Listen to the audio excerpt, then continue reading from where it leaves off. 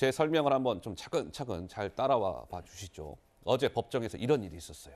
자, 유동규가 이런 얘기를 합니다. 내가 2020년 봄에 김만배한테 이재명의 대선 경선 자금은 20억 원을 요구했지만 거절당했어요. 이랬어요. 그랬더니 김용 측에서 뭐라고요? 아니 김만배가 428억을 주기로 약속까지 했다면서 무슨 고작 그 20억 원을 안 준 이유가 뭡니까? 약간 따져 물은 거예요. 그러자 유동규 답하길. 아니요.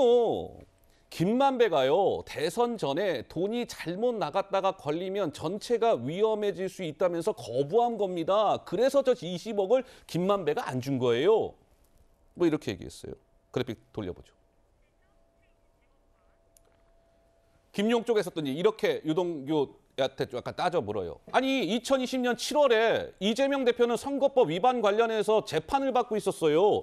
대법원 판결이 나오는 그 시점인데 아니 2020년 봄 무렵이면 대선 경선을 생각할 겨를이나 있었겠습니까? 그 당시에 돈을 요구했다는 건 말이 안 돼요. 유동규 답하길. 아니요. 당시 물론 판결은 안 나왔어요. 그런데 내부적으로 충분히 이재명 대표가 대법원에서 무죄가 나올 것이라는 생각을 갖고 있었습니다. 라고 하면서 유동규의 증언이 이어집니다. 이렇게요. 김만배가 쌍방울을 통해 대법관에게 아마 권순일 대법관 얘기가 나오는 것 같죠? 대법관에게 로비하고 있다고 하더라. 정진상한테 유동규가 그때 정진상한테 전화해서 사실입니까? 물으니 정진상이 깜짝 놀라며 어떻게 알았느냐? 김만배 참 대단하다고 한 적이 있다라는 얘기가 나왔습니다. 우리 장현주 변호사는 어제 저 법정 공방이라고 해야 될까요? 좀 어떻게 보세요? 일단 이 모든 이야기 자체가 유동규 씨의 어떤 진술의 신빙성을 인정할 수 있느냐 이 본질적인 것을 두고 싸움이라고 보시면 될 것 같습니다. 아, 그래요? 왜냐하면 김용 전 부원장의 이 정치자금법 위반 그 재판과 관련해서는 사실상 뭐 스모킹 건이라고 할 수 있는 뭐 물적 증거는 없는 것으로 봐야 될 것 같습니다. 물론 보기에 따라 다르겠지만 검찰 입장에서야 뭐 남욱 변호사 측의 메모도 제출했다라고 하지만 그렇다고 하더라도 지금 검찰 공소장에는 그 유동규 전 본부장과 그 김용 부원장 사이에 돈을 주고받았다라고 하는 날짜조차도 특정하지 못하고 있습니다. 재판부에서도 공소사실 특정이 안 되는 부분에 대해서 지적한 바도 있고요.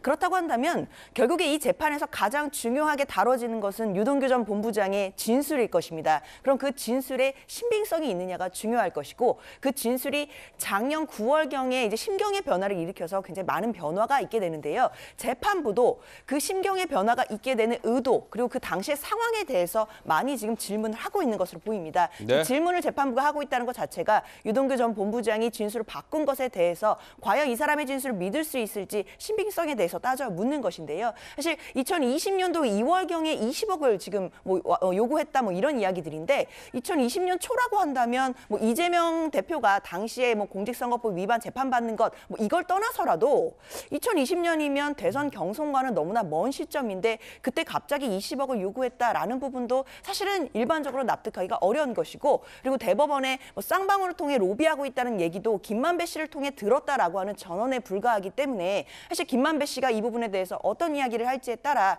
결국 그 유동규 씨의 어떤 진술 자체는 지금 신빙성이 좀 흔들리는 부분이 아닌가라는 생각이 듭니다. 알겠습니다. 뭐 여러 가지 뭐 갑론을박이 좀 이어지고 있습니다.